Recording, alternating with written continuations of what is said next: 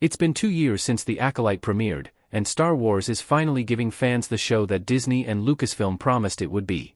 When it was first announced, The Acolyte was marketed as a show that focused on the Sith and the dark side of the Force.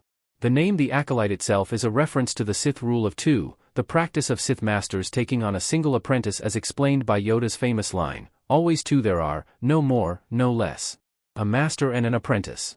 Fans were, rightfully so, expecting The Acolyte to mainly center around the Sith in the High Republic era of the Star Wars timeline, when they were still hiding away and consolidating power, unbeknownst to the Jedi.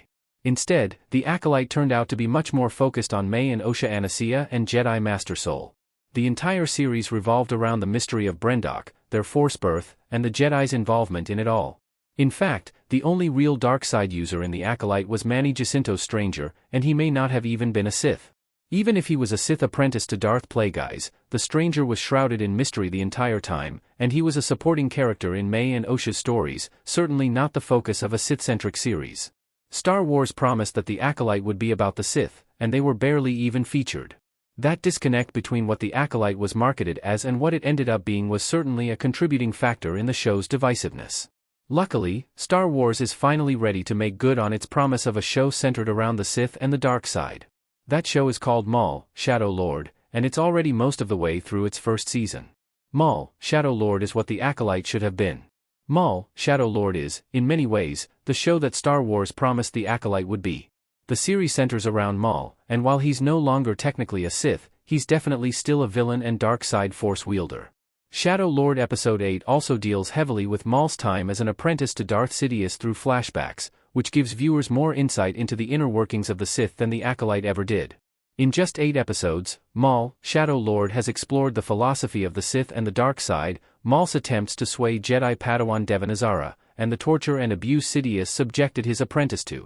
Shadow Lord is an examination of the hatred, pain, and thirst for revenge that dark side users are driven and ultimately consumed by. Most importantly, Maul, Shadow Lord is undisputably the dark and villain-focused show that Star Wars fans have wanted to see for years. Maul, Shadow Lord is exactly the series The Acolyte originally promised to be. The Acolyte should have, based on its original premise and marketing, been told from the Stranger's point of view. It should have given more insight into the Sith's plans, Darth Plagueis as a character, and the details and dynamics of the Sith Master and Apprentice relationship and the cost of using the dark side. Maul, Shadow Lord is doing all that and more. Maul, Shadow Lord is already helping to heal the division from The Acolyte. Maul, Shadow Lord isn't just fulfilling Star Wars' promise for The Acolyte 2 years after the fact, however, it's also helping to undo some of the damage the earlier show caused. As previously mentioned, The Acolyte was wildly divisive.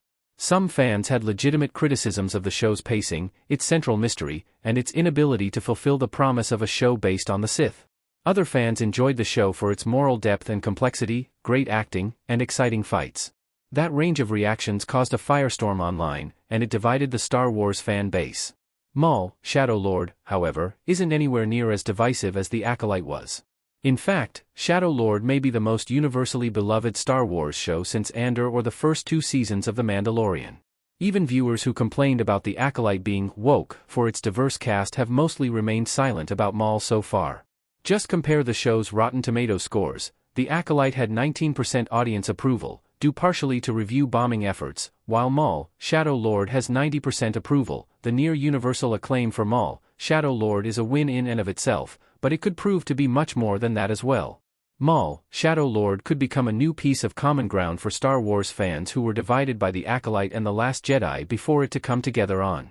If Disney and Lucasfilm learn from this and starts catering to viewers with both legitimate criticisms and legitimate praise of The Acolyte, Maul, Shadow Lord could become the blueprint for a much more united era of Star Wars.